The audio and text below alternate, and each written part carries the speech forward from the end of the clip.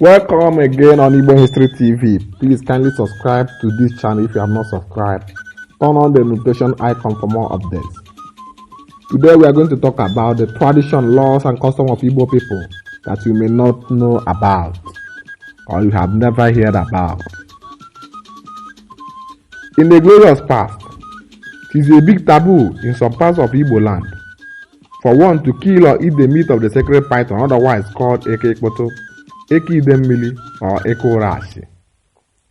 Anyone found killing the sacred animal must be expected to bury the snake and perform the burial rites, just as a human being, and after that, the person undergone a certain purification and certification in accordance with the law of the land. Failure to do so attracts fear and unimaginable doom to the family involved, following the fear and uncertainty pervading the whole community or land where the abomination was committed.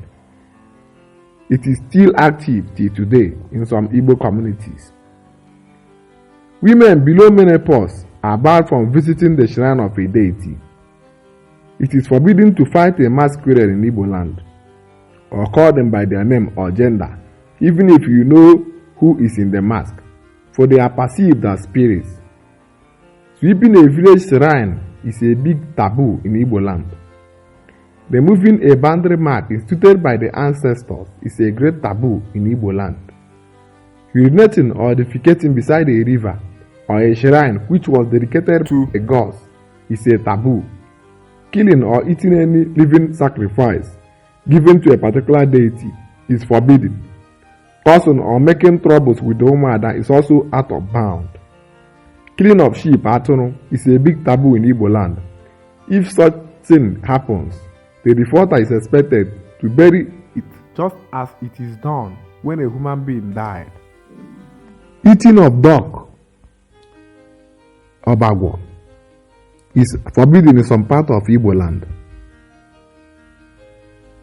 To avoid certain calamity, it is forbidden to eat or kill a fish or certain aquatic animal in a sacred stream. The defaulter faces an unimaginable punishment by the goddess or god, and thereby bring on certain calamity to the land. Dudele, which is vulture in Igbo, is forbidden to be eaten by any Igbo man. In Igbo, people practice the Osuka system. The Dialas were prohibited from having any affairs with the Osu, marry them, kill them, or even have sex with them, because the person becomes an Osu if he does any of the things listed above. Though the caste system has been delegated to history due to the advent and influence of Christianity in Igbo land, the stigma is no longer strong or shown through physical actions, but in the hearts and minds of traditionalists and pagan adherents. In the past, it is forbidden in Igbo land to eat a meat of a certain animals, though it varies from place to place. Some people, mostly old men, strictly adhere to this custom till this day. It was abominable for one to farm or do traditional marriage on Eke Day or on the market day revered by their village. It is abominable for one to commit suicide in Igbo land. If such ever happened, the land on which the abomination was committed remains unclean and desecrated. It was Saru, and the inhabitants will differently flee to another village until the taboo is removed. And the body shall be removed by the strangers, not indigenes, mainly Inshin, or the people who are good at that. The person involved can never be buried in the land, rather thrown into the evil forest. No burial rites can be performed in his honor, and he can neither reincarnate nor have a place in the circle of his spirit kinsmen, Ndishie. Stealing was an offense punishable by death in the past in Igbo land, for people see it as an abomination. For one to die a premature death, Onwaru, was an abomination in Igbo land. In the past, for people see it as a punishment by the gods as a result of one's hidden evil practices and behaviors. Igbo people see long life, good health, multitude of children and wealth as blessings from the gods, and on the other hand, seeing childlessness, poverty as misfortune, cause and punishment from the gods. In the past, killing either by poison or otherwise was punishable by death or life exile. In the past, in Igbo land, one can only be called first son, Dokpara or Dokpara, if he lives to perform his father's burial rites. Anyone who fails to do that definitely loses his right of being the first son and all his privileges, including his lands, or being called Dokpara or Dokpara. Having sex in front of one's parents is forbidden in Igbo land. Anyone who has sex with or killed any of his blood relatives, like one's kinsmen, committed a big taboo. This taboo is called Nsala or Arumune or Aribenne, depending on dialects. Killing any fowl that gone astray to the extent of flying into your compound, Kukomara or Bata. Whistling with your mouth at night is a forbidden thing in Igbo land. Crying at night, cracking pancanels, itiaki, when the fowls must have gone to sleep. Is women planted food crops, especially yam, ibojala, and it attracts the wrath of Allah, the earth goddess, and Ahajok, the god of food crops. Having sex with women in their period, women picking a fair kola nut, climbing the kola nut tree, palm tree and any other tree is forbidden. Autumn palm nut by women is a taboo in Igbo land. For a titled man, especially an Nzenonzo title holder, to eat in public or speak lies is a taboo in Igbo land. Kings are not expected to die but to join their ancestors. On the death of any king, no one on no condition should ever disclose that before the proper traditional rites. It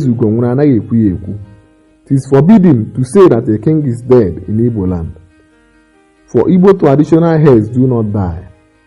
Any cock that crows after 6 o'clock must die, for it depicts bad omen, calamity, and misfortune. Igbo man is expected to bury the placenta of their newborn child at their place of birth, and the umbilical cord of their firstborn child in an identifiable fruit-bearing tree, mostly palm tree, of which shall belong to the child. Igbo man is expected to circumcise their male child after 8 days of their birth. Igbo man is forbidden to eat any animal that dies a natural death. It is abominable for one to sleep with his brother's wife while the brother is still alive. On no condition should one remove a palm frond tied on trees or put in the land. For that signifies peace.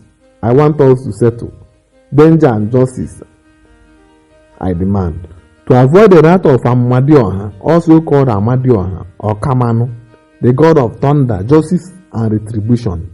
Any child causing either of his parents was expected to die before them, for he was believed to have brought calamity upon himself.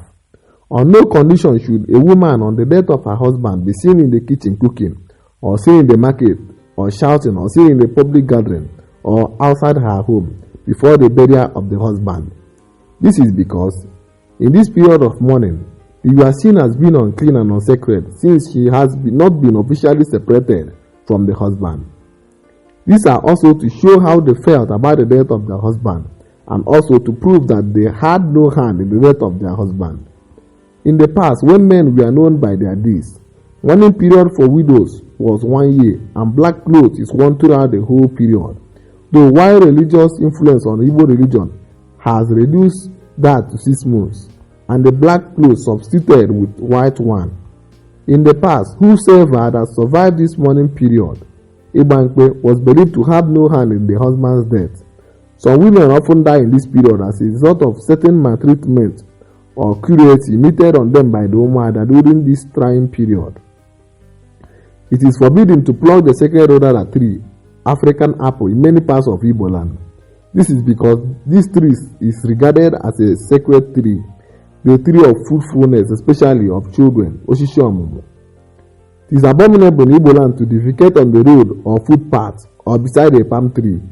Any tree with a ripe fruit or on top of a heaped palm fronds near Igu Awusara Awusa.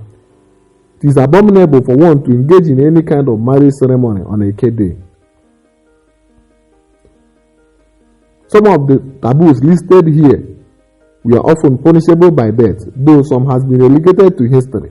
Some had life banishment tied to it, while some have spiritual purification and sanctification as a means of exoneration from God's punishment. However, for one to be freed from some of these taboos, so many sacrifices has to be made to the gods, guiding these norms and principles so as to propitiate their anger and thereby averting their certain wrath and punishment. Sleeping with another man's wife brings life banishment or ostracism. If you are opportune to be the first to see the first teeth of a child, you are expected to buy that child a cock or other beautiful materials. If you accuse someone wrongly and later find out the truth, you are expected to make a party or feast of reconciliation, Igbo, and renounce your statement in presence of the public. If you report someone to a deity, you are expected to cut all ties. Example, eat together, sleeping together, greeting the person with that person till judgment is served. Else you may be killed or harmed alongside with the person. If he is found guilty, killing a stranger is a big taboo in many Igbo communities.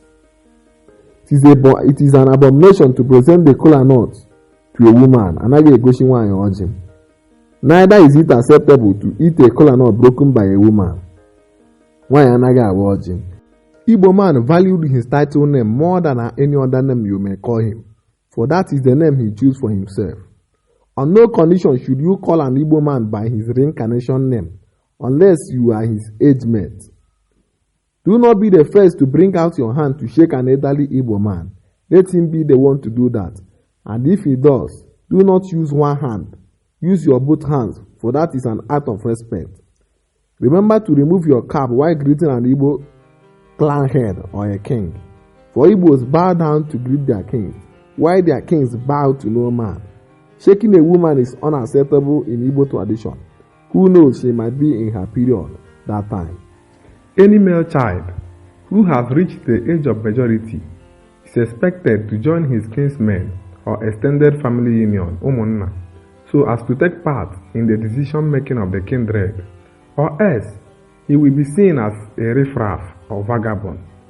However, a female child, once she got married, is also expected to join the Omada, a union of married women in their place of or community of origin.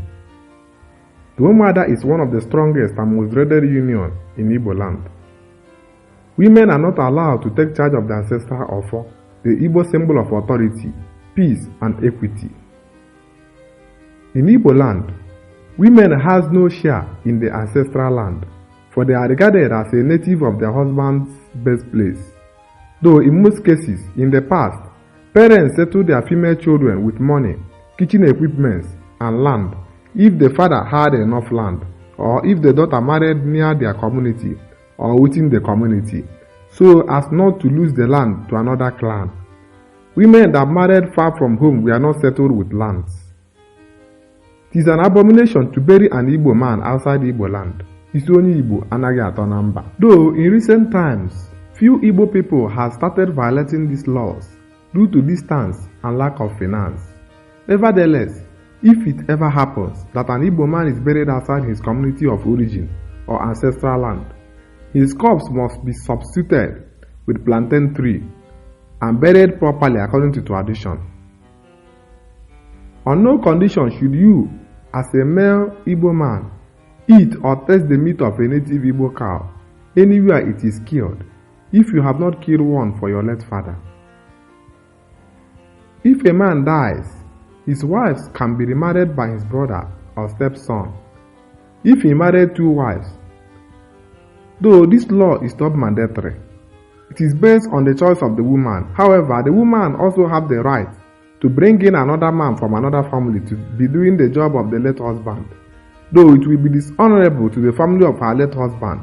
However, she may be forced to leave the family if she has no male child, and her bride price taken back, so that she will be free to remarry properly any man of her wish in her father's compound.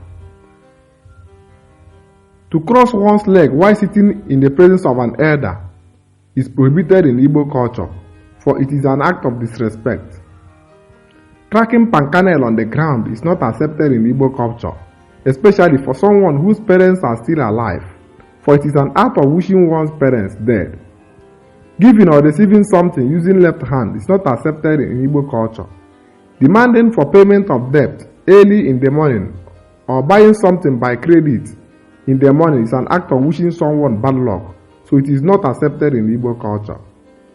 If you want to give something eatable to an Igbo man, example yam, nuts, or fruits, make sure it is not 1 or 4 in number.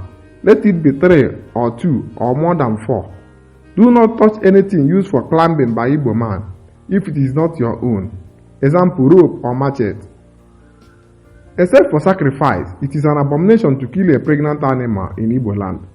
If you do that by mistake, the two will be thrown away. Cutting down a tree bearing fruits or a tree with fruits is a taboo in Igbo land. Cutting down an ancestral tree of worship is an abomination. Destroying your village ancestral hut, Obi, is a taboo. Burning your kindred symbol of authority, Ofo, is a taboo. A woman can be transformed into a man traditionally, where she will be made to take an oath never to get married again. This happens in the case where the woman's parents has no male child, and she will be allowed to get pregnant and bear children at home in the name of her dead father, so that her family name will not die. In Igbo land, kinship is like headship. It is based on seniority, not wealth or power. Talking while eating is not an Igbo culture. Dreams are not told at night, for it is forbidden to avoid repeating the same dream, especially bad ones. Snakes are not called by their real names at night, to avoid seeing it or encountering it. It is an act of disrespect to speak to elders using proverbs. Anytime you sneeze, someone is calling you somewhere, either for good or for bad. Hitting someone's leg on a wood or stone is either good or bad omen, depending on the leg you hit. If you want to wear your clothes and mistakenly wear it the wrong way, something good might be coming your way, more especially money. Igbo people do not worship the idol, but spirits through the statues, which is like an altar or a meeting point. Exhuming the buried corpse of an ancestor is equal to killing one's parents, so it is regarded as an abomination in Igbo culture.